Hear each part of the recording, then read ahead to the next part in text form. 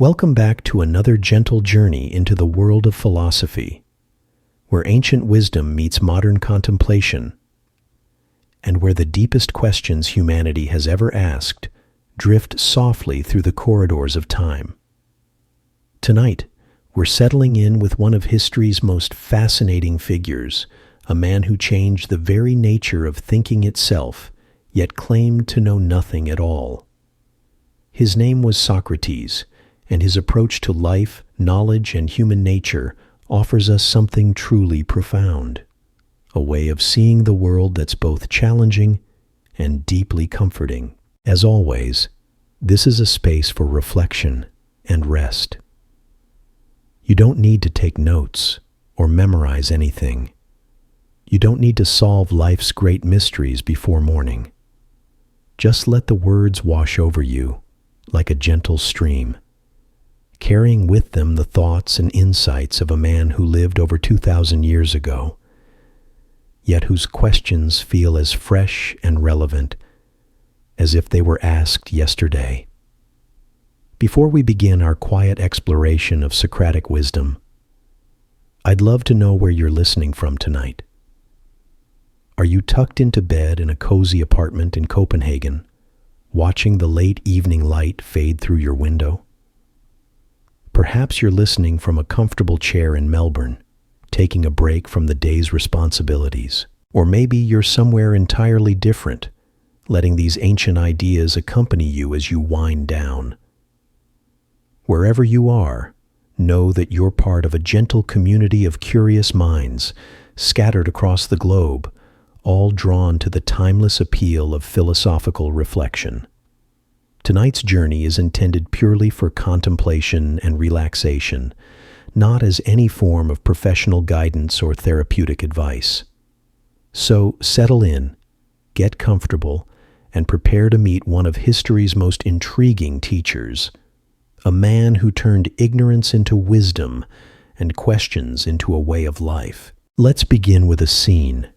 Picture ancient Athens around 470 BCE. The city is alive with merchants, politicians, artists, and thinkers. The agora, the central marketplace, buzzes with conversation and commerce. Among the crowd walks a rather unusual figure. He's not particularly handsome by conventional standards, with a broad, flat nose and a stocky build. His clothing is simple, often the same tunic he's worn for days. But there's something magnetic about him. When he speaks, people gather. When he asks questions, even the most powerful citizens stop to listen. This man is Socrates, and he's about to engage in his favorite activity, not buying or selling, not giving grand speeches about politics or poetry. Instead, he's going to have a conversation. A very particular kind of conversation that will leave his companion both frustrated and enlightened, often at the same time. Socrates approaches a young man who appears confident, well-educated, perhaps from a wealthy family. The young man has been holding forth about courage, impressing a small crowd with his definitive statements about what makes a person brave. "Excuse me," Socrates says gently. "I couldn't help but overhear your fascinating discussion about courage. You seem to understand it so well. I wonder if you might help someone as ignorant as me. Could you tell me, what exactly is courage?" The young man, flattered by the attention and confident in his knowledge, begins to explain. "Well, Socrates, courage is standing firm in battle, not running away when faced with the enemy." Socrates nods thoughtfully. "That's very interesting, but I'm still a bit confused. What about a general who makes a strategic retreat to save his soldiers' lives? Would you say he lacks courage? And what of a doctor who courageously faces a deadly plague, though she never sets foot on a battlefield? Or a person who courageously tells the truth, knowing it will cost them dearly?" The young man pauses, realizing his definition might be too narrow. "Well, I suppose courage is more than just battlefield bravery. Perhaps courage is doing the right thing despite danger. Ah, Socrates responds, but now I'm even more puzzled. What exactly is the right thing? And how do we determine what's truly right versus what merely appears to be right? And what kind of danger are we talking about? Physical danger? Social danger? The danger of being wrong? As the conversation continues, the young man's certainty begins to dissolve. Each answer he gives opens up new questions. Each definition he offers reveals unexpected complications. What started as a simple explanation has become a labyrinth of interconnected mysteries. The young man who began the conversation confident in his knowledge now finds himself genuinely unsure about something he thought he understood completely. This is the Socratic method in action, and it reveals something profound about the nature of knowledge and wisdom. Socrates isn't trying to embarrass or confuse his conversation partner. Instead, he's demonstrating something remarkable, that true wisdom begins with recognizing the limits of what we know. The oracle at Delphi, one of ancient Greece's most revered sources of divine insight, had proclaimed that no one was wiser than Socrates. When Socrates heard this, he was genuinely puzzled. He didn't feel wise at all. In fact, he felt quite ignorant about most things. So he set out to test the oracle's pronouncement by seeking out people who were reputed to be wise: politicians, poets, craftsmen, teachers. What he discovered was both illuminating and troubling. These individuals, respected for their expertise and knowledge, often spoke with great confidence about subjects they didn't truly understand. They knew their craft well enough, but they assumed their expertise in one area meant they possessed wisdom about everything. The politician who could sway crowds assumed he understood justice itself. The poet who could move hearts with beautiful verses assumed he understood the nature of beauty and truth. Socrates realized that he differed from these people in one crucial way. While they thought they knew things they didn't actually know, he was aware of his ignorance. He knew that he didn't know. And this awareness, this intellectual humility, was perhaps the beginning of true wisdom. This insight led to what we now call Socratic ignorance, or learned ignorance. It's not the ignorance of someone who simply lacks information or education. Rather, it's the sophisticated recognition that the more we learn, the more we realize how much we don't know. It's the wisdom that comes from understanding the vast scope of human ignorance, including our own. Consider how this applies to our daily lives.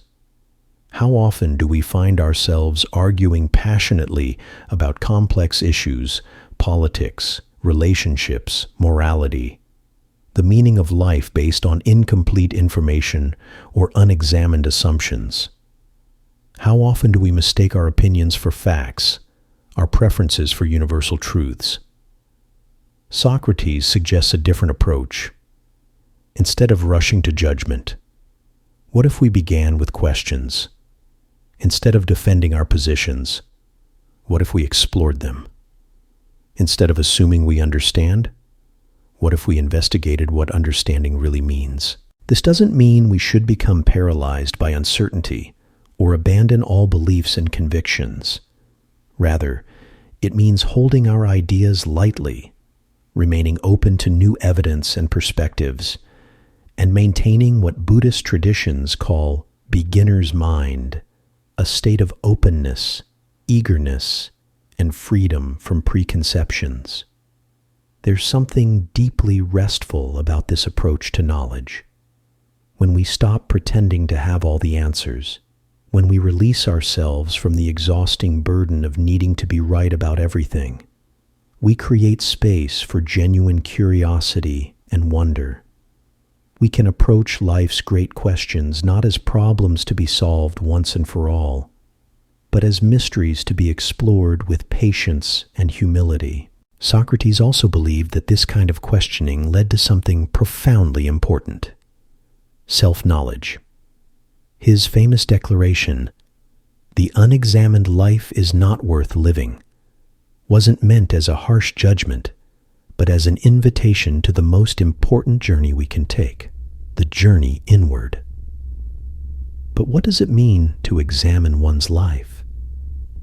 It's more than simply thinking about our experiences or analyzing our choices, though those activities have their place.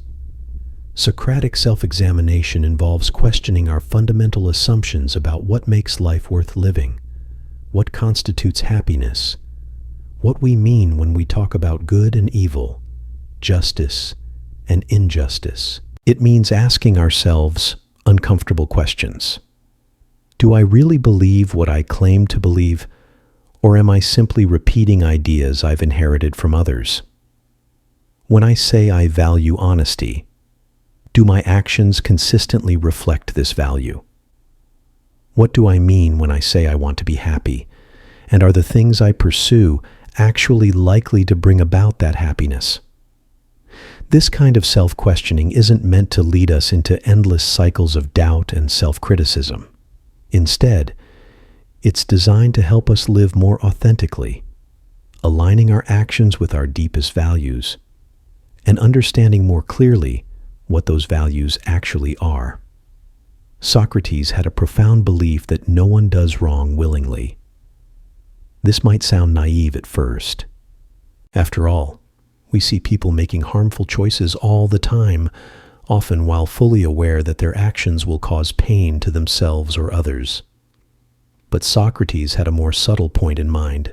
He believed that when people act badly, it's because they're confused about what's truly good for them. The person who lies habitually believes, at some level, that lying will make their life better. The person who acts cruelly believes that cruelty will somehow serve their interests. The person who pursues wealth at the expense of relationships believes that money will bring them happiness.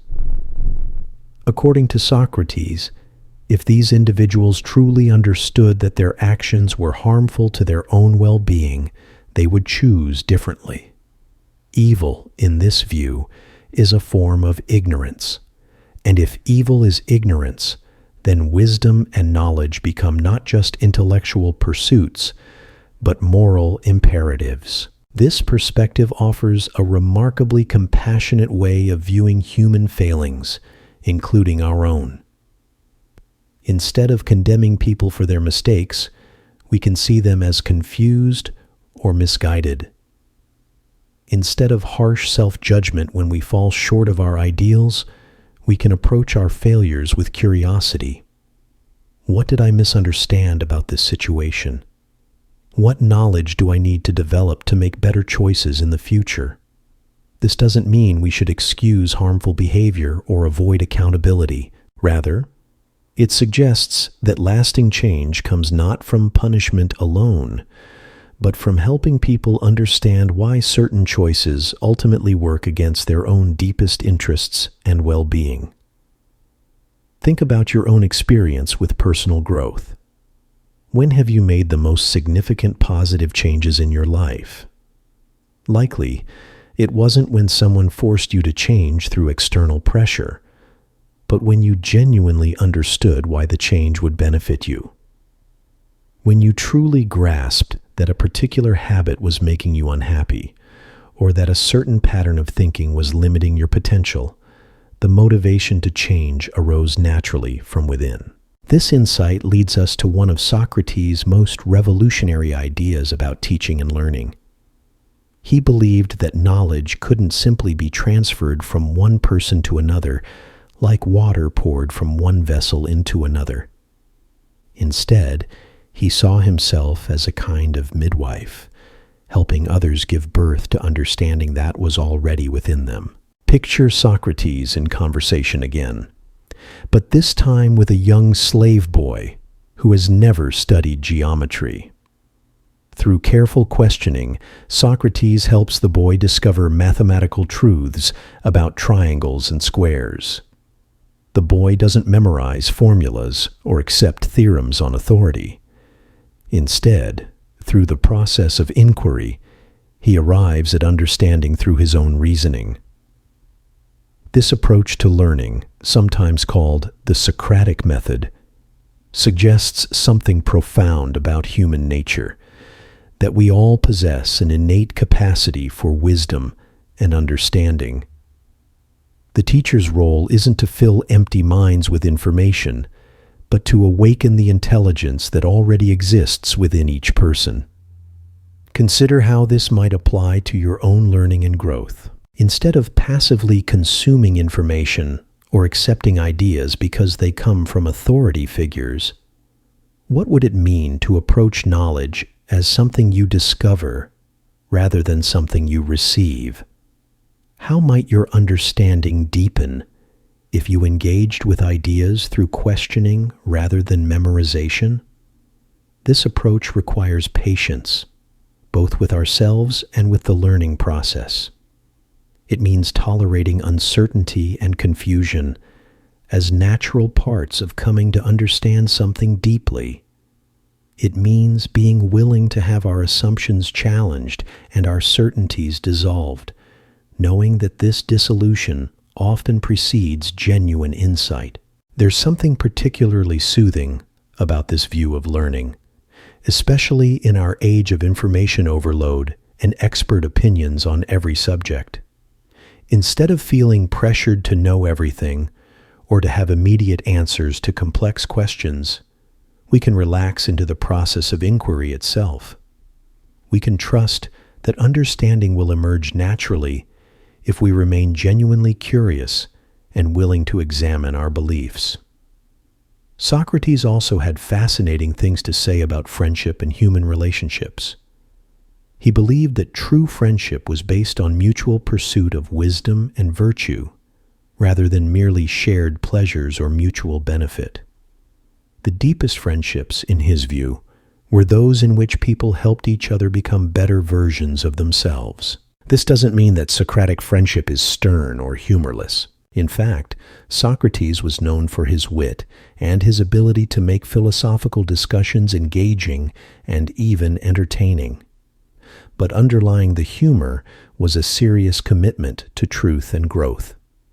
True friends, according to this view, are those who care enough about us to challenge our comfortable illusions and support us in facing difficult truths about ourselves. Think about the relationships in your own life. Which ones help you grow and become more authentic? Which ones allow you to explore your thoughts and feelings honestly, without fear of judgment?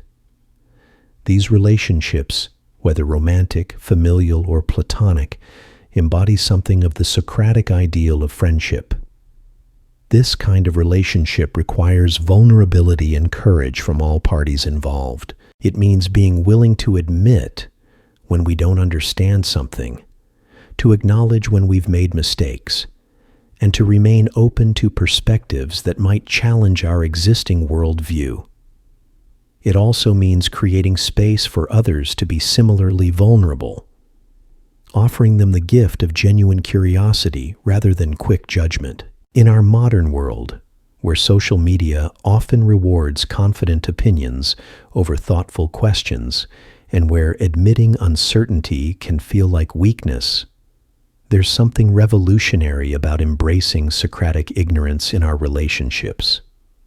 What would it mean to approach conversations with genuine curiosity rather than a desire to prove our point?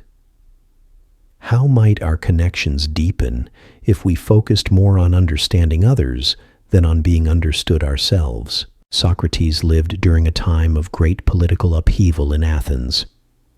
He witnessed the rise and fall of democracy, lived through devastating wars, and saw his beloved city-state struggle with questions of power, justice, and civic virtue.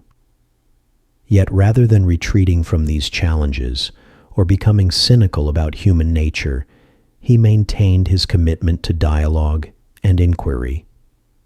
This offers us a model for engaging with the complexities and difficulties of our own time. When faced with overwhelming social problems, political divisions, or moral challenges, we might follow Socrates' example by beginning with questions rather than answers. What do we really mean when we talk about justice? What constitutes a good life, both individually and collectively?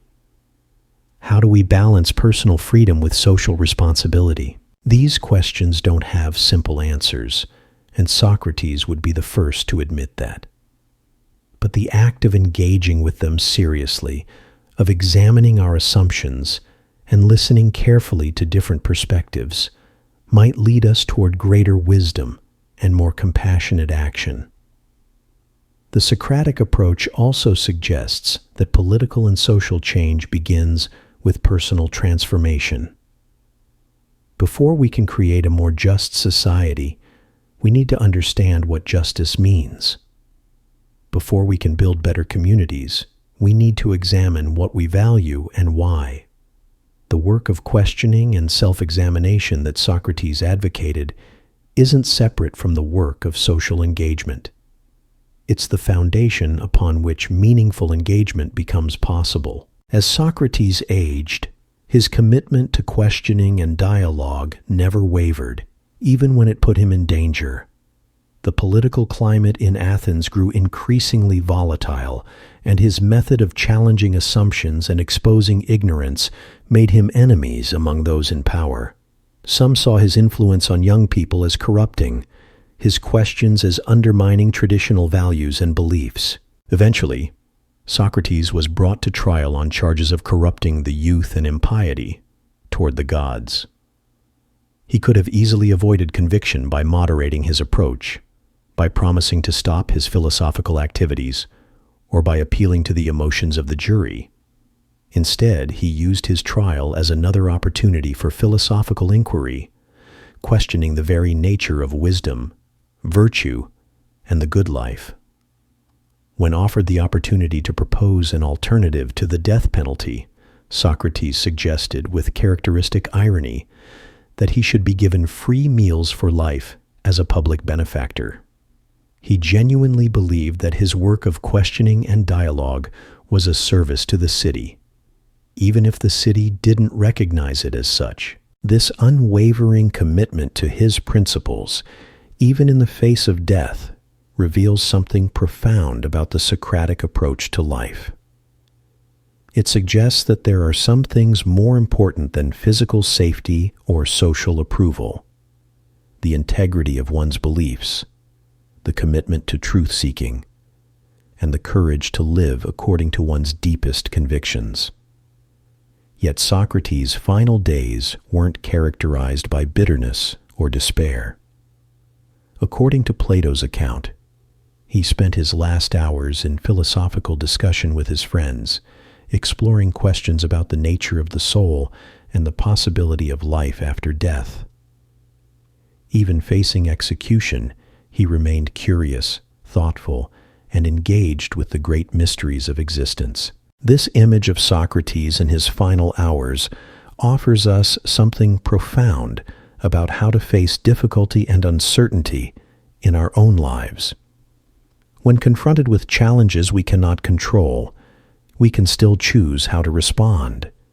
We can remain open to learning, continue to engage with life's deeper questions, and maintain our commitment to growth and understanding. The wisdom of Socrates doesn't provide us with a neat set of answers or a simple formula for living well. Instead, it offers us something perhaps more valuable: a way of approaching life with curiosity, humility, and courage. It suggests that wisdom begins with recognizing what we don't know, that learning is a collaborative process of discovery, and that the most important journey we can take is the journey towards self-understanding. In the gentle twilight of his life, Socrates faced what many would consider the ultimate test of philosophical conviction. Yet even as he prepared to drink the hemlock that would end his earthly journey, he remained true to his method of inquiry. His friends gathered around him, some weeping, others struggling to understand how their beloved teacher could face death with such composure. "Tell me," Socrates might have asked them, "what exactly are we mourning? Do we grieve for the body that will cease to function, or for something else entirely? And if we believe the soul is immortal, as we've often discussed, then what is this thing we call death? Is it an ending, or perhaps a transformation into something we simply don't yet understand?" Even in these final moments, he transformed potential despair into an opportunity for learning. This wasn't denial or philosophical posturing. It was the natural expression of a mind that had spent decades training itself to meet uncertainty with curiosity rather than fear. There's something profoundly comforting in this image. Not because death becomes less mysterious or less difficult, but because it suggests a way of being with mystery that doesn't require us to have all the answers. Socrates shows us that we can face the unknown with dignity and intellectual honesty, continuing to ask questions even when those questions lead us into territories we cannot fully map. This approach to uncertainty extends far beyond questions of mortality. In our daily lives, we encounter countless situations where we simply don't know what will happen next. A relationship reaches a crossroads. A career path becomes unclear. Health challenges arise. Financial pressures mount. The temptation is often to pretend we know more than we do, to grasp desperately for certainty in an uncertain world. The Socratic response is different. It's to acknowledge our uncertainty honestly, to sit with the discomfort of not knowing, and to remain curious about what might emerge. This doesn't mean becoming passive or fatalistic. Rather, it means approaching uncertainty as a natural condition of human existence, one that can be met with grace and wisdom rather than panic and denial. Consider the relief that comes with this shift in perspective. How much energy do we spend trying to control outcomes that are largely beyond our control? How much anxiety do we generate by demanding certainty in situations that are inherently uncertain? The Socratic approach suggests that we can find peace not by eliminating uncertainty, but by changing our relationship with it. This brings us to one of the most practical applications of Socratic wisdom, the art of living with paradox. Socrates himself embodied numerous paradoxes. He claimed to know nothing, yet was declared the wisest man in Athens.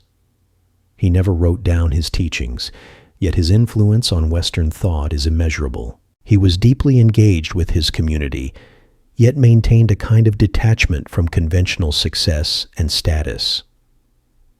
These paradoxes weren't contradictions to be resolved, but tensions to be held creatively. In our own lives, we encounter similar paradoxes constantly. We want to be independent, yet we need connection. We seek stability, yet we require growth and change. We value humility, yet we must sometimes assert ourselves confidently. The Socratic approach suggests that these paradoxes don't need to be solved like mathematical equations. Instead, they can be explored, lived with, and allowed to teach us something about the complexity of human existence. When we stop trying to force our experience into neat categories, we often discover that life's contradictions contain their own kind of wisdom. Take, for example, the paradox of control. We have some influence over our lives, certainly. Our choices matter. Our efforts can make a difference. Yet vast aspects of our existence remain beyond our direct control. The weather, other people's decisions, economic conditions, our own aging process, the countless variables that shape any given day. Socrates would likely approach this paradox with questions rather than declarations. What exactly is within our control? How do we distinguish between what we can influence and what we cannot? What happens when we try to control things that are fundamentally beyond our reach? How might we exercise our actual agency more wisely by recognizing its natural limits? This questioning doesn't lead to cynicism or helplessness. Instead, it can lead to a more skillful engagement with reality. We learn to focus our energy where it can actually make a difference, while developing acceptance and resilience for those aspects of life that unfold according to their own logic. The Socratic emphasis on dialogue also offers us valuable guidance for navigating disagreement and conflict in our relationships and communities. In a world where people often seem to be talking past each other, where conversations quickly devolve into arguments, and where different viewpoints are treated as threats rather than opportunities for learning, the Socratic method provides an alternative approach. Imagine approaching a disagreement not as a battle to be won, but as a mystery to be explored together. Instead of immediately defending your position, what if you began by trying to understand the other person's perspective more deeply? Instead of looking for flaws in their reasoning, what if you looked for insights you might have missed? This doesn't mean abandoning your own convictions or pretending that all opinions are equally valid. Rather, it means holding your beliefs with enough confidence to subject them to genuine inquiry and enough humility to remain open to new information or perspectives. The practice of Socratic dialogue requires certain qualities that are worth cultivating regardless of one's philosophical interests. Patience, for instance. The willingness to let conversations unfold slowly, to sit with confusion and uncertainty while understanding gradually emerges. Curiosity about other people's thoughts and experiences, even when they differ significantly from our own. It also requires a kind of intellectual courage, the willingness to have your assumptions challenged, to discover that something you believed strongly might be more complicated than you thought, to admit when you don't understand something that others seem to grasp easily. Perhaps most importantly, it requires what we might call intellectual hospitality, the ability to create space in your mind and heart for ideas and perspectives that might initially seem foreign or uncomfortable. This doesn't mean you have to accept everything you encounter, but it does mean approaching new ideas with genuine openness rather than immediate defensiveness. These qualities transform not just how we engage in formal discussions or debates, but how we navigate all of our relationships. When we approach our family members, friends, and colleagues with genuine curiosity about their experiences and perspectives, when we listen not just to respond, but to understand, when we remain open to being surprised or challenged by what we hear, our connections naturally deepen. There's also something profoundly democratic about the Socratic approach to knowledge and wisdom. It suggests that every person has something valuable to contribute to our understanding of important questions. The young person who has never studied philosophy might ask a question that illuminates something a seasoned scholar has overlooked. The person with limited formal education might possess insights about life that complement and challenge academic theories. This doesn't mean that all perspectives are identical in their value or accuracy.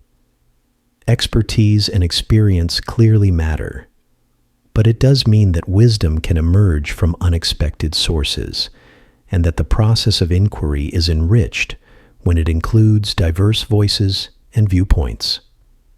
In our daily lives, this translates into a kind of democratic humility, the recognition that we can learn from anyone, that every person we encounter has lived experiences and developed insights that might expand our own understanding. The cashier at the grocery store, the child asking seemingly simple questions, the elderly neighbor sharing stories from decades past. All of these interactions become potential opportunities for learning when approached with Socratic openness. This perspective also influences how we think about education and personal growth. Instead of seeing learning as something that happens primarily in formal educational settings, we begin to recognize that every day offers countless opportunities for discovery and understanding.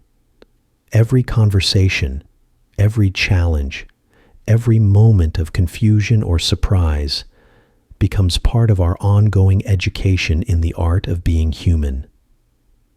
The Socratic approach to knowledge also provides a healthy antidote to the overwhelming amount of information available in our digital age. Rather than trying to consume and retain vast quantities of data, we can focus on developing the skills of inquiry, analysis, and reflection that help us engage more thoughtfully with whatever information we encounter. This means learning to ask better questions about the sources of information, the assumptions underlying different claims, and the implications of various ideas. It means developing comfort with not having immediate answers to complex questions, and patience with the slow process of developing genuine understanding. It also means recognizing the difference between information and wisdom. Information tells us facts about the world.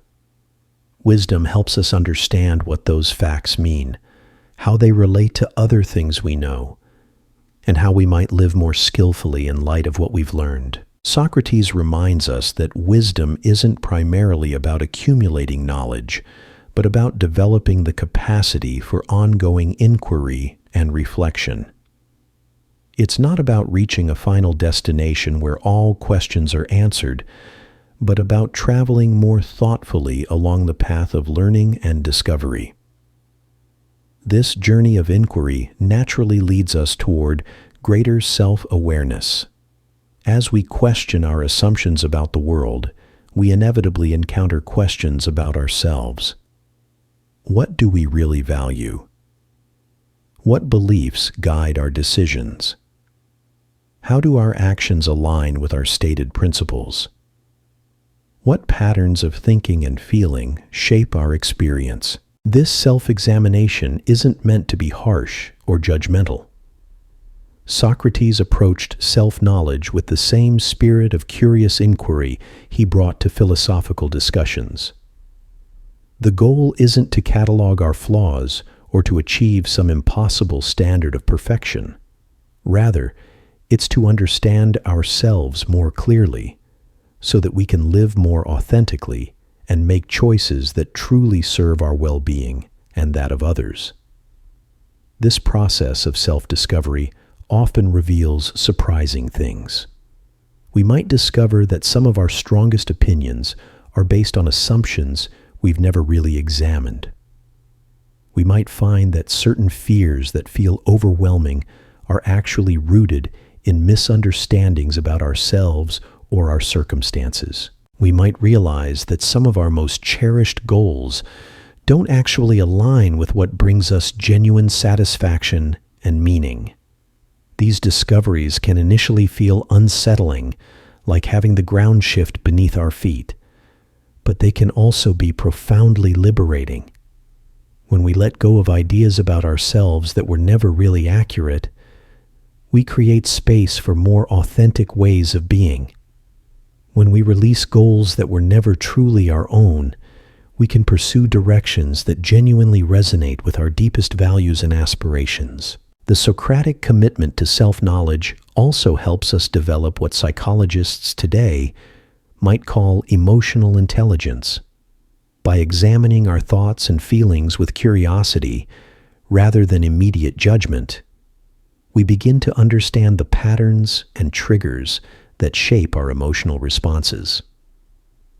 We become more skillful at recognizing when we're reacting from old wounds or unconscious assumptions rather than responding freshly to present circumstances. This emotional self-awareness doesn't eliminate difficult feelings or challenging situations, but it does give us more choices about how to respond.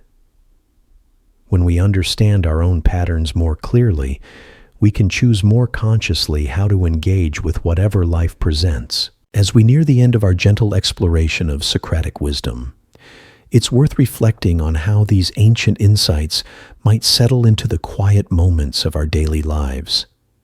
The questions Socrates asked, the approach to learning he embodied, the courage and curiosity he demonstrated, all of these can become part of how we move through our ordinary days. Perhaps it's as simple as pausing before we respond defensively to criticism and asking ourselves what we might learn from the feedback we're receiving. Maybe it's approaching a difficult conversation with genuine curiosity about the other person's perspective, rather than a predetermined agenda about what we want to communicate. It might mean sitting quietly with a challenging decision, asking ourselves what we really know about the situation and what assumptions we might be making. Or it could involve approaching a new learning opportunity with beginner's mind, setting aside what we think we already know, and remaining open to being surprised. The wisdom of Socrates doesn't require us to become philosophers in any formal sense. It simply invites us to bring more thoughtfulness, curiosity, and honesty to the process of being human. It suggests that the questions we ask might be more important than the answers we think we have, and that the journey of inquiry itself can be a source of deep satisfaction and meaning. In the gentle rhythm of question and reflection, in the patient exploration of ideas and experiences, in the humble recognition of how much we don't know, we find not just intellectual stimulation, but a way of being that honors both the complexity of existence and our own capacity for growth and understanding. Tonight, as you settle into rest, perhaps you can carry with you not answers or conclusions, but questions that open rather than close, curiosities that invite rather than demand, and the quiet confidence that comes from knowing that you don't need to know everything to live wisely and well. The gentle wisdom of Socrates offers us something particularly valuable when it comes to how we hold our beliefs and convictions. In our modern world, we often feel pressured to have strong opinions about everything, to take sides quickly, to defend our positions with unwavering certainty. Social media rewards confident declarations. Political discourse seems to demand absolute clarity about complex issues. Even casual conversations can feel like tests of our knowledge and convictions. But Socrates suggests a different way. He shows us that there's great strength in saying, "I don't know." There's wisdom in holding our beliefs lightly enough that they can be examined, questioned, and potentially refined or even changed. This doesn't mean becoming wishy-washy or abandoning all convictions. Rather, it means developing what we might call intellectual flexibility. Think of how a tree survives strong winds. It's not by becoming rigid and unyielding, but by bending and swaying while maintaining its deep roots. Our beliefs and values can be like that tree, rooted deeply enough to provide stability and direction, yet flexible enough to adapt when new information or perspectives challenge our current understanding. This kind of intellectual flexibility becomes particularly important when we encounter ideas that initially seem threatening to our worldview. The natural human response is often to reject such ideas immediately, to build walls around our existing beliefs, to seek out information that confirms what we already think. But the Socratic approach invites us to pause in that moment of discomfort and ask, what if this challenging perspective contains something valuable? What might I learn by engaging with it seriously, even if I ultimately disagree with it? This doesn't mean we should be gullible or accept every idea we encounter without discrimination. Socrates was actually quite rigorous in his thinking, subjecting ideas to careful examination and logical analysis. But his rigor was combined with genuine openness to being wrong, to discovering that his current understanding was incomplete or mistaken. Consider how this might apply to some of the more contentious issues of our time. Instead of immediately categorizing new information as either supporting or threatening our position, what if we approached it with Socratic curiosity? What underlying assumptions does this information challenge? What questions does it raise that I hadn't considered before? How might my understanding become more nuanced and complete by wrestling seriously with perspectives that differ from my own? This approach can be particularly healing in our relationships with family members, friends, or colleagues who hold different political views, religious beliefs, or life philosophies. Instead of viewing these differences as barriers to connection, we can see them as invitations to deeper understanding, both of others and of ourselves. The Socratic method also offers us a way to approach the inevitable mistakes and failures that are part of every human life. When we make errors in judgment, when our actions don't align with our values, when we discover that something we believed strongly was incorrect, we can meet these experiences with the same spirit of inquiry that Socrates brought to all of life. Instead of being overwhelmed by shame or defensiveness, we can ask, what can I learn from this experience? What assumptions was I making that led me astray? How might this mistake actually contribute to my growth and understanding if I'm willing to examine it honestly? This doesn't mean minimizing the real consequences of our errors or avoiding appropriate accountability. Rather, it means approaching our mistakes as teachers rather than simply as sources of regret. Every error in judgment, every moment when we fell short of our ideals, every time we acted from confusion rather than clarity, becomes an opportunity for deeper self-understanding and wisdom. There's something remarkably freeing about this perspective. It releases us from the impossible burden of needing to be right all the time, of having to defend every choice we've ever made, of pretending we've never been confused or mistaken. Instead, it allows us to embrace our humanity fully, including our capacity for growth, learning, and change. Socrates also understood something profound about the relationship between wisdom and wonder. Children naturally approach the world with a sense of wonder and curiosity. They ask endless questions, often ones that adults find amusing or even annoying. Why is the sky blue? Where do thoughts come from? Why do people die? What makes something beautiful? As we grow older, we often lose this sense of wonder, replacing it with the assumption that we understand how things work, that the important questions have already been answered, that mystery is something to be eliminated rather than appreciated. But Socrates suggests that true wisdom involves recovering and cultivating this childlike sense of wonder, while combining it with the analytical skills and life experience that come with maturity. This means allowing ourselves to be genuinely surprised by the world, to encounter familiar things with fresh eyes, to remain curious about experiences we've had many times before. The sunset you've watched hundreds of times might reveal something new if you approach it with genuine attention. The person you've known for years might surprise you if you remain open to seeing them in new ways.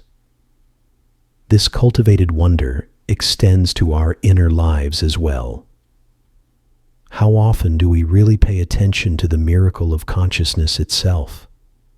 The fact that we can think, feel, remember, imagine, dream.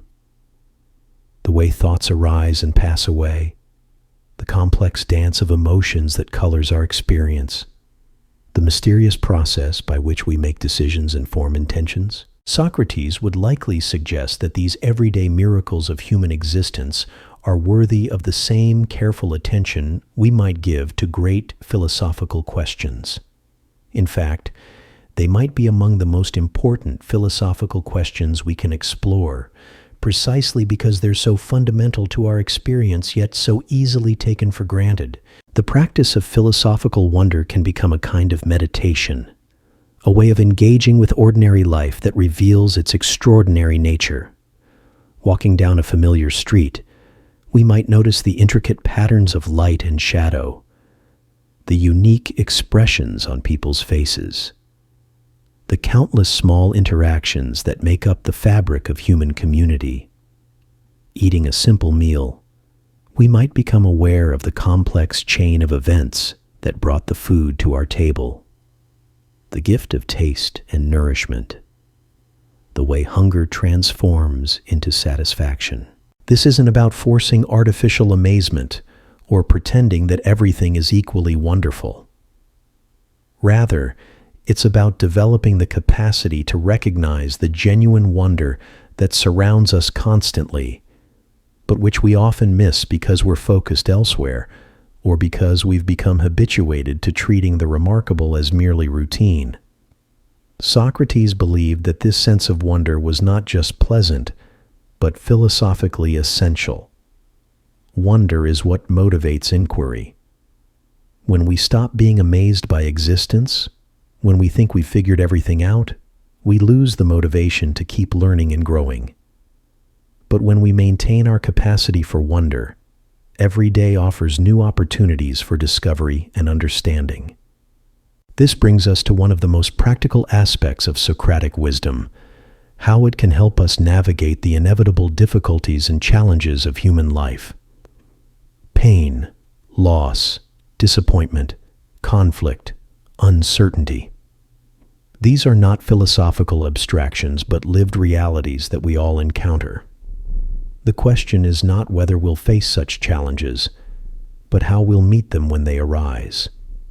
The Socratic approach doesn't promise to eliminate suffering or provide easy answers to life's hardest questions.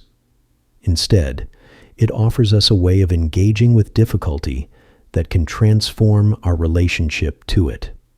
When faced with a painful situation, instead of immediately trying to escape or fix it, we might begin by trying to understand it more deeply. What exactly am I experiencing right now? What thoughts and feelings are arising? What assumptions am I making about what this situation means or how it should be resolved?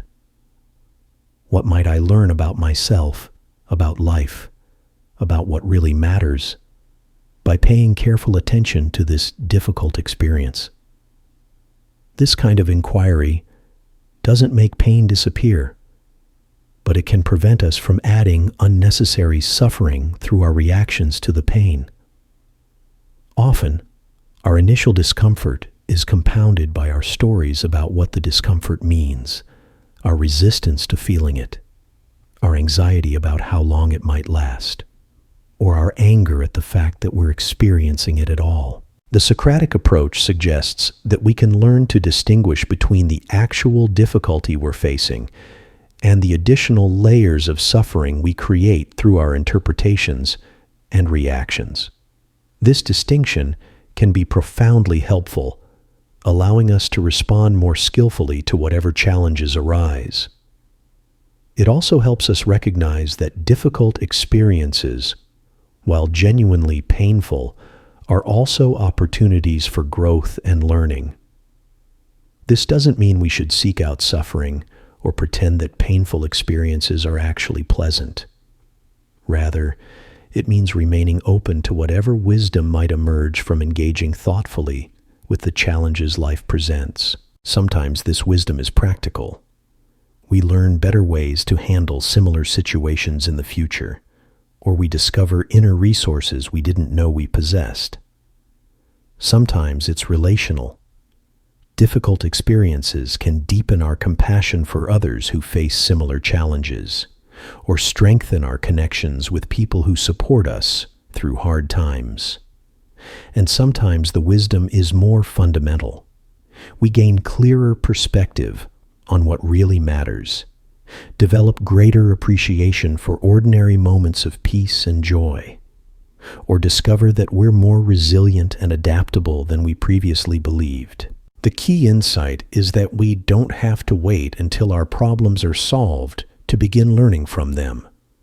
The process of inquiry itself, the patient attention to our experience as it unfolds, can be a source of growth and understanding even in the midst of difficulty. This Socratic approach to challenge and change can be particularly valuable during major life transitions. Whether we're starting a new job, ending a relationship, dealing with health issues, or facing any other significant change, the temptation is often to rush toward certainty, to figure everything out quickly, to get back to a sense of stability as soon as possible. But Socrates might suggest that transitions are particularly rich opportunities for learning and self-discovery. When our familiar routines and assumptions are disrupted, we have the chance to examine them more clearly. When we're forced to make new choices, we can explore what we really value and what kind of life we want to create. Instead of viewing transition as something to get through as quickly as possible, we might approach it as a time for deeper inquiry. What is this change revealing about my priorities, my fears, my hopes? What assumptions about myself or my life are being challenged?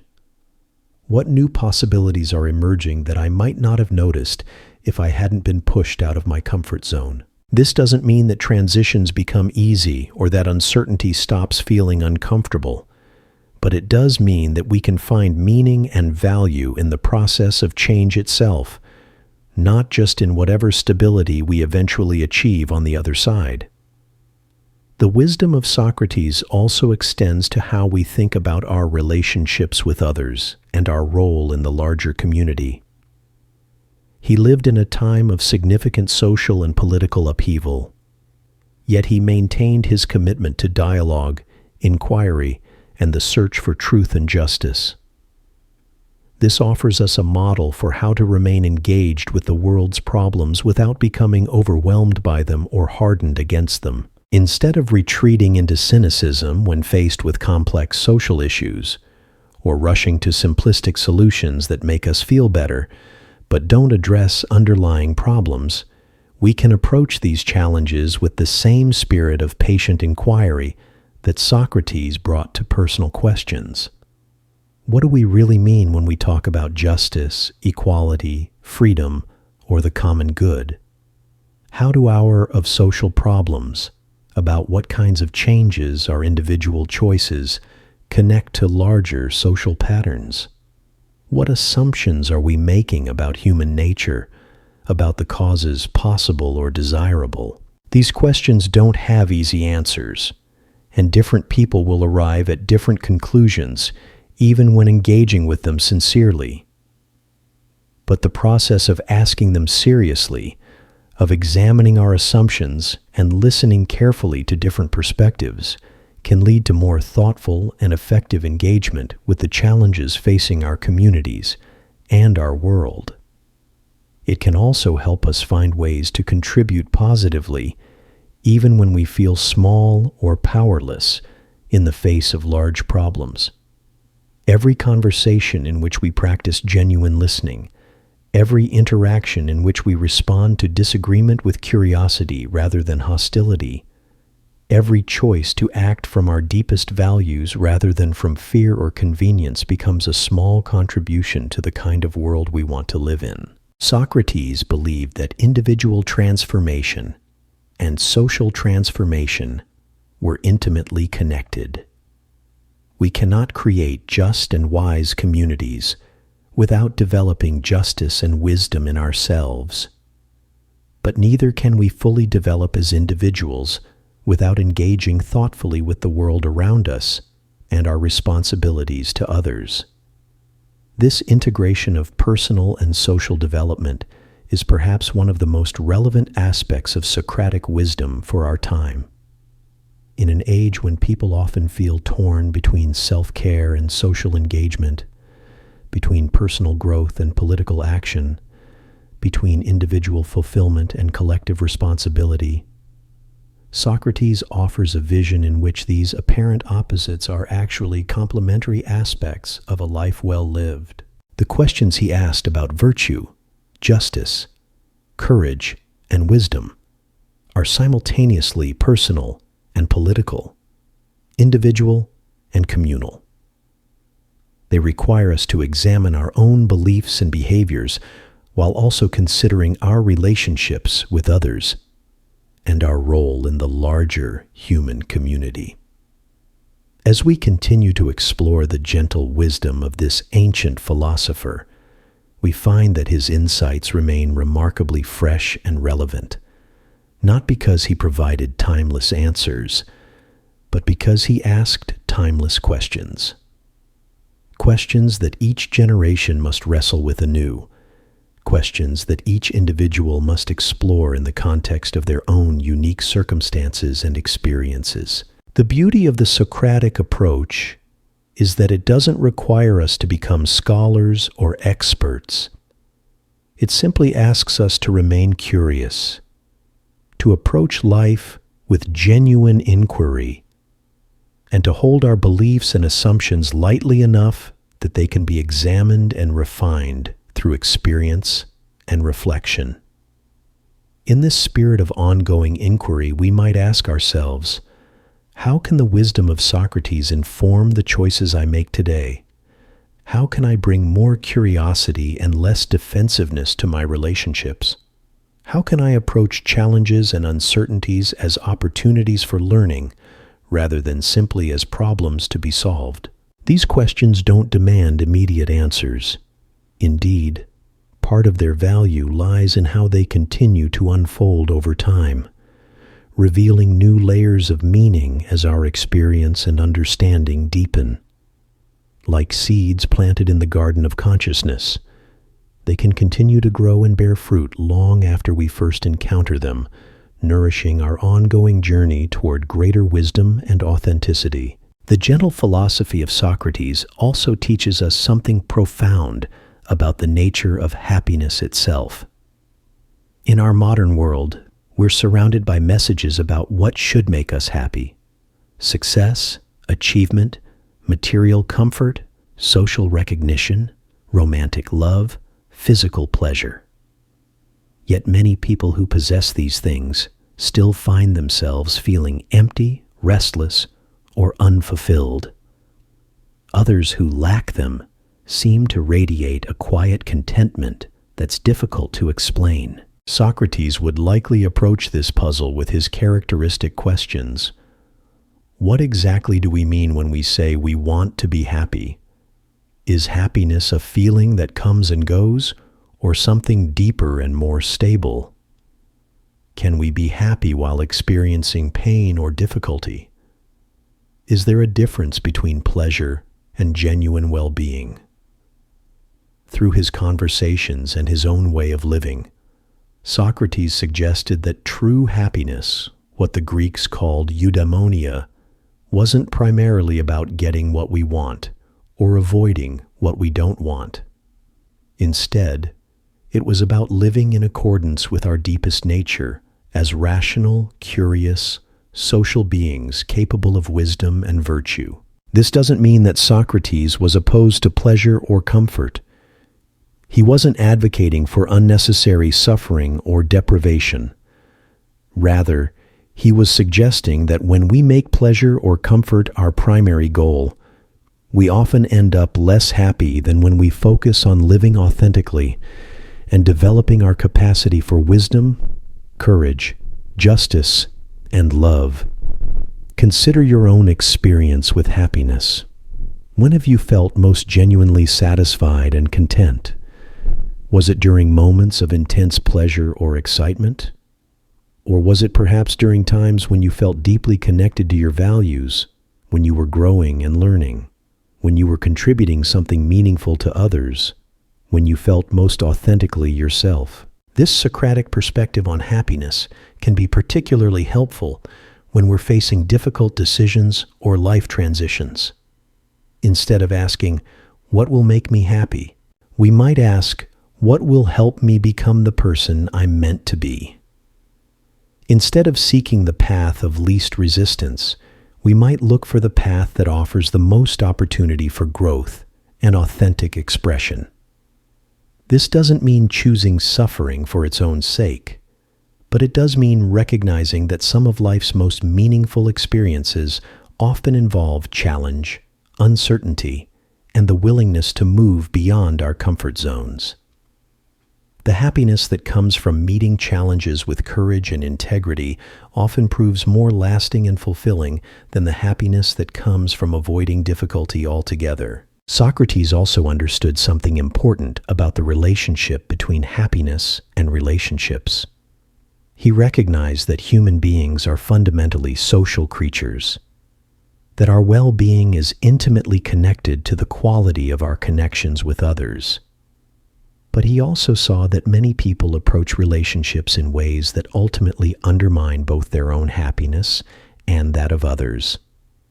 We might seek relationships primarily for what they can give us, for how they make us feel, for the ways they meet our needs or enhance our status. While these elements aren't necessarily problematic, Socrates would suggest that relationships based primarily on mutual benefit or emotional satisfaction tend to be fragile and ultimately unsatisfying. Deeper relationships, the kind that contribute to genuine happiness and human flourishing, are built on something more substantial.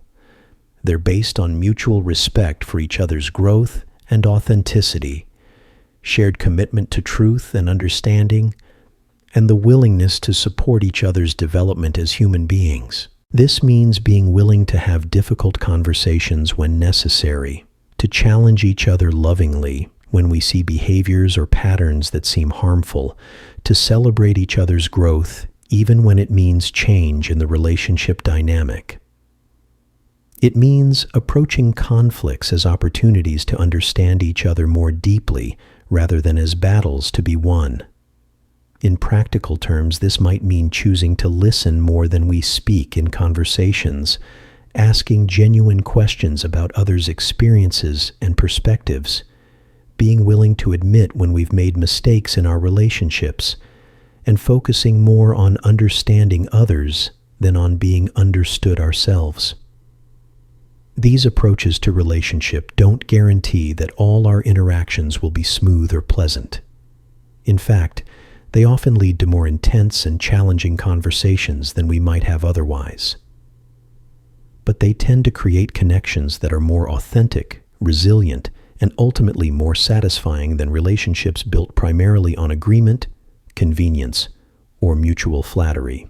The Socratic approach to happiness also involves developing what we might call inner independence. This doesn't mean isolation or self-sufficiency in the sense of not needing others. Rather, it means not being entirely dependent on external circumstances or other people's approval for our sense of well-being and self-worth. When our happiness depends entirely on getting what we want from the external world, we become vulnerable to constant anxiety and disappointment. The weather doesn't cooperate with our plans. Other people don't behave as we'd like them to. Our bodies age and develop limitations. Economic conditions change. Political situations evolve in ways we didn't anticipate. But when we develop inner resources, when we cultivate the capacity to find meaning and satisfaction in the process of learning and growing regardless of external circumstances, we become more resilient and less dependent on things beyond our control. This doesn't mean becoming indifferent to external conditions or pretending that circumstances don't matter. It means developing the ability to maintain our essential well-being even when external conditions are challenging, and to appreciate good fortune when it comes without clinging to it desperately or defining ourselves by it. Socrates modeled this kind of inner independence throughout his life. He lived simply, without great wealth or possessions, yet seemed to find genuine satisfaction in his daily conversations and philosophical explorations. He faced criticism and social disapproval for his unconventional approach, yet remained true to his principles. Even when facing execution, he maintained his composure and continued to engage with life's deepest questions. This inner independence also extends to how we handle praise and criticism from others. When we depend too heavily on external validation, we become like leaves blown about by every wind of opinion. We change our behavior, our appearance, even our beliefs based on what we think will earn approval from others. But Socrates suggests a different approach. While remaining open to learning from feedback and considering seriously the perspectives others offer us, we can also develop our own internal compass, our own sense of what constitutes authentic and meaningful living. We can learn to distinguish between criticism that offers genuine insight and criticism that says more about the critic than about us. Similarly, we can appreciate praise and recognition when they come, without becoming addicted to them or allowing them to define our sense of self-worth. The goal is not to become immune to others' opinions, but to develop enough inner stability that we can engage with feedback thoughtfully rather than reactively. This kind of inner development takes time and practice. It's not something we achieve once and then possess forever. Rather, it's an ongoing process of learning to recognize our patterns of dependence on external validation and gradually developing more internal sources of stability and satisfaction. The practice might begin with small things. Noticing when we feel anxious about others' opinions and asking ourselves what we're really afraid of.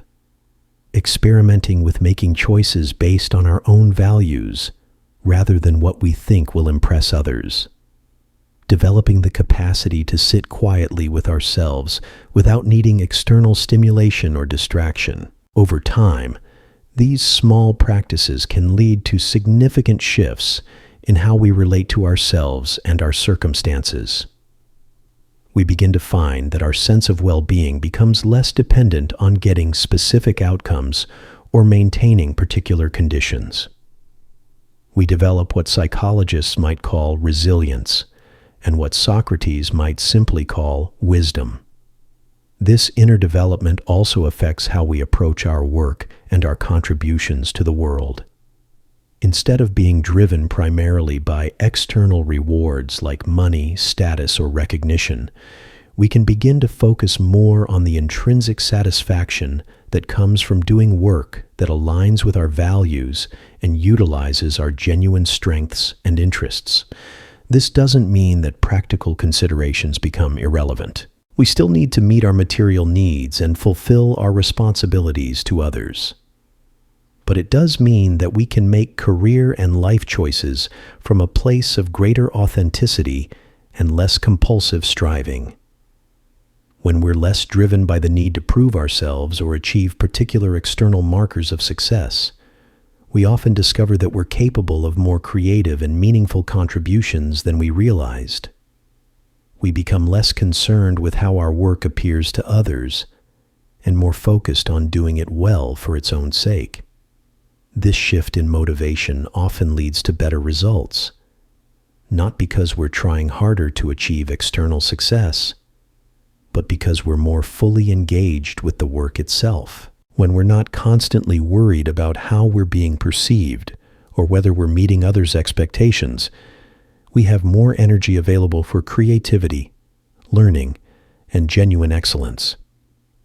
The Socratic emphasis on questioning and inquiry also offers us a valuable approach to dealing with the constant stream of information and opinions that characterizes modern life.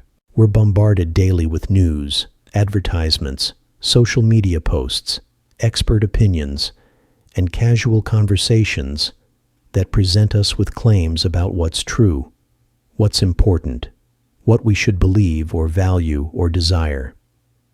The natural human tendency is often either to accept information uncritically if it comes from sources we trust or aligns with what we already believe, or to reject it immediately if it challenges our existing worldview or comes from sources we distrust. But neither of these approaches serves us well in navigating the complexity of modern information environments. The Socratic alternative inquiry, rather than immediate acceptance or rejection. What is to approach information with curious evidence supports this claim. What assumptions underlie this argument? What questions does this perspective raise that I hadn't considered before? What might I be missing if I dismiss this too quickly? And what might I be missing if I accept it without examination? This kind of critical thinking doesn't mean becoming paralyzed by skepticism or unable to form any opinions or make any decisions. Rather, it means developing the capacity to hold our beliefs with appropriate confidence while remaining open to new information and perspectives. It also means becoming more skillful at distinguishing between different types of knowledge claims. Some things can be verified through direct observation or reliable measurement. Others are matters of interpretation, where different perspectives might offer valuable insights.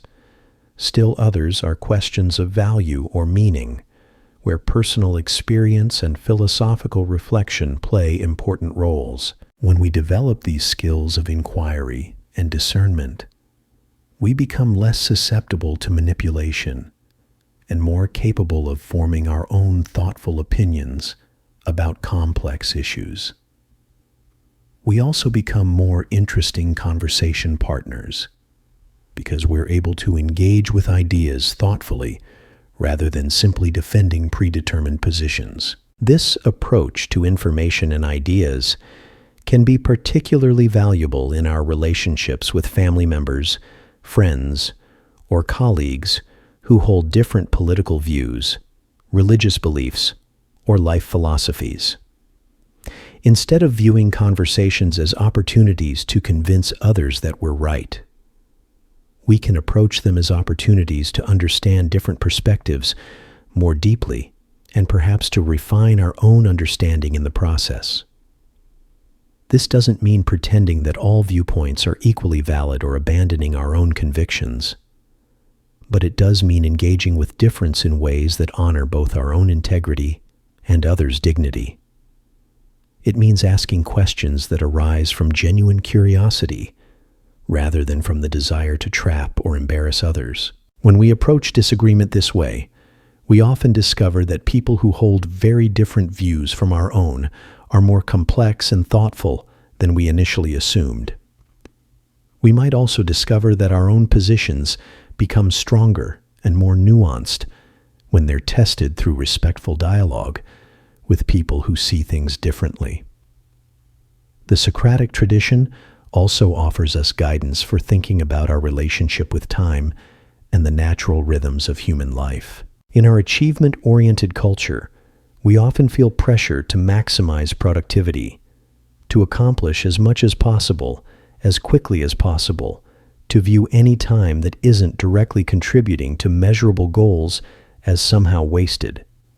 But Socrates suggests a different relationship with time, one that honors the natural pace of learning and development, the value of reflection and contemplation, and the importance of simply being present to our experience without constantly trying to optimize or improve it.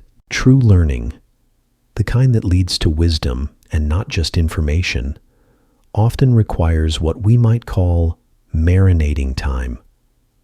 Time to sit with new ideas, to let them settle into our understanding, to notice how they connect with other things we know, to discover their implications for how we live.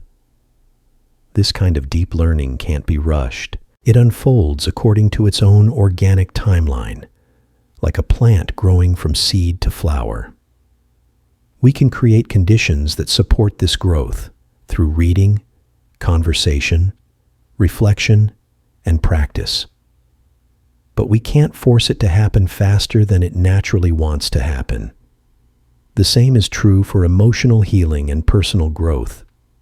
When we've experienced loss, disappointment, or trauma, There's often pressure from ourselves or others to get over it quickly, to return to normal functioning, to move forward without looking back. But genuine healing usually requires time, patience, and the willingness to sit with difficult feelings rather than rushing past them. Socrates might suggest that these periods of difficulty and transition, while genuinely challenging, are also opportunities for deeper self-understanding and growth. If we can approach them with curiosity rather than just the desire to escape, we might discover resources and insights that wouldn't have emerged otherwise.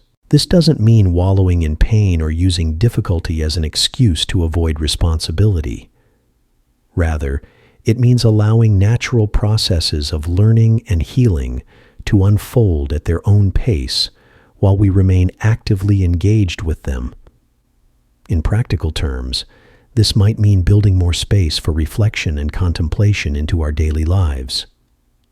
Taking time to sit quietly without agenda, to walk without destination, to journal without specific goals, to have conversations that meander rather than driving toward particular conclusions. It might mean approaching our personal development with less urgency and more patience, trusting that if we remain consistently engaged with questions of meaning and growth, understanding will emerge naturally over time. It might also mean developing greater appreciation for the present moment rather than always focusing on future goals or past regrets. Socrates lived fully in the present, engaged completely with whoever he was talking to and whatever questions were arising, without constantly checking his progress against some predetermined timeline.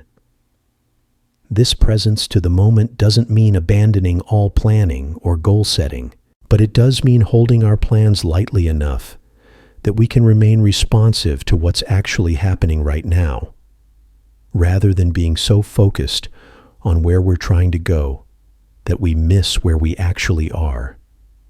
As our exploration of Socratic wisdom draws toward its natural conclusion, we might reflect on how these ancient insights can become integrated into the texture of our daily lives, not as additional tasks or obligations, but as a way of being that honors both our individual journey and our connections with others. The questions Socrates asked, the curiosity he modeled, the courage he demonstrated in facing uncertainty and difficulty, all of these become available to us not as abstract philosophical concepts, but as living possibilities for how we might engage more fully and authentically with our own experience. Perhaps the deepest gift of Socratic wisdom is the recognition that we don't need to become someone else or achieve some extraordinary state of enlightenment to live meaningfully and well.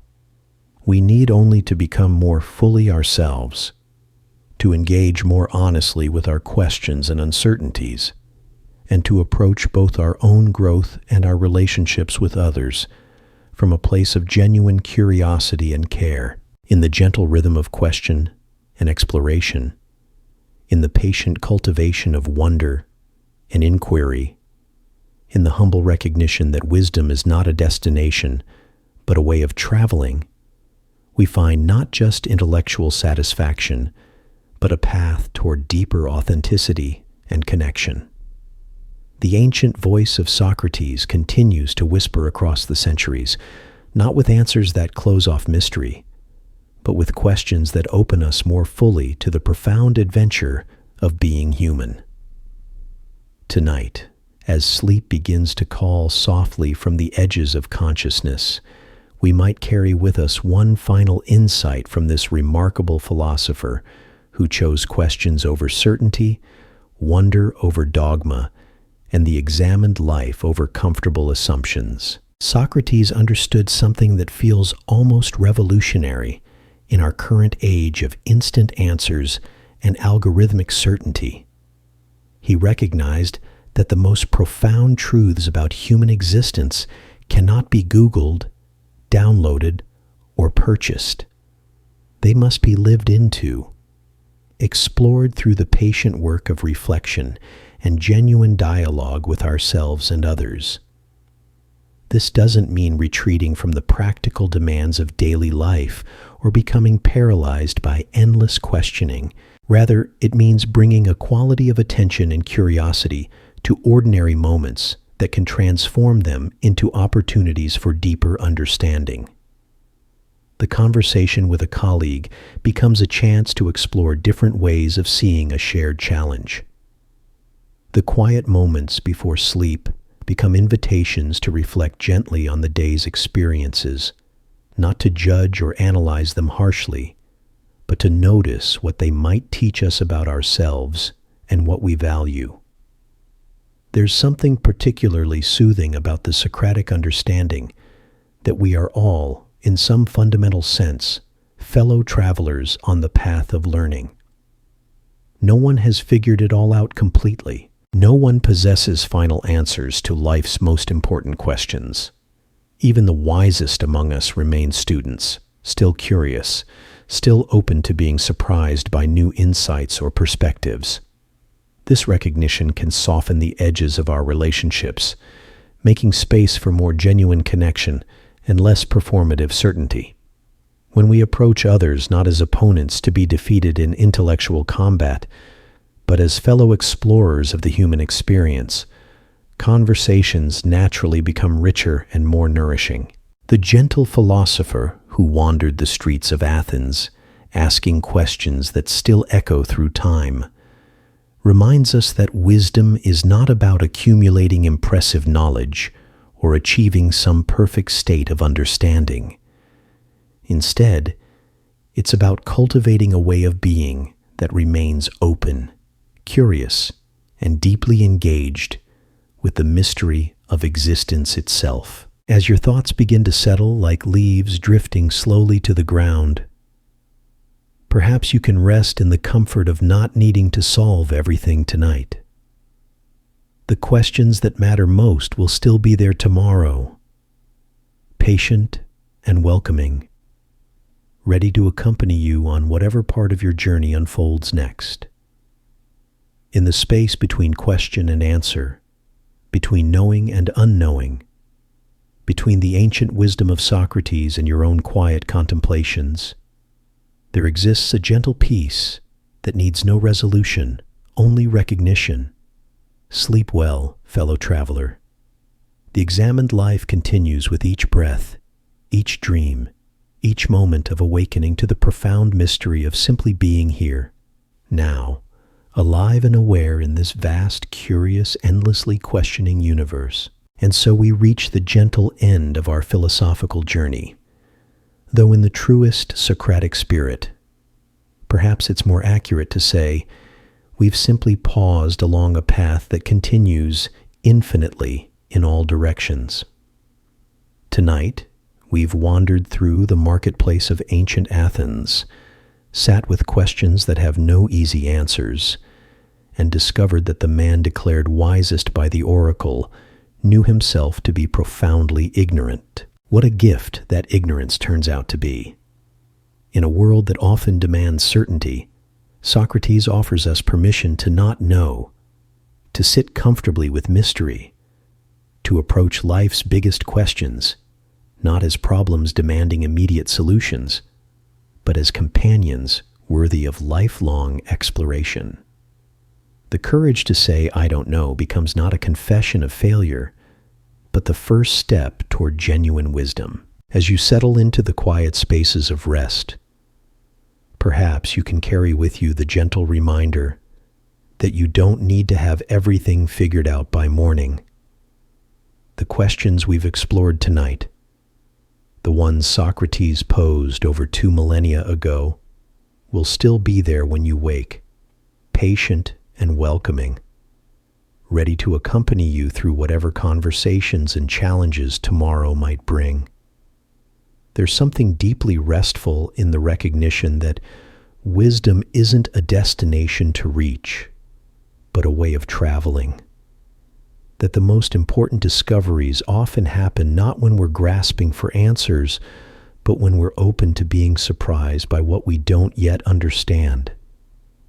In the space between question and question, between wonder and wonder, between the ancient streets of Athens and your own quiet contemplations, may you find not conclusions, but the peace that comes from embracing the beautiful, endless mystery of being human. Sleep well, knowing that every question you've ever asked connects you to something timeless and profound.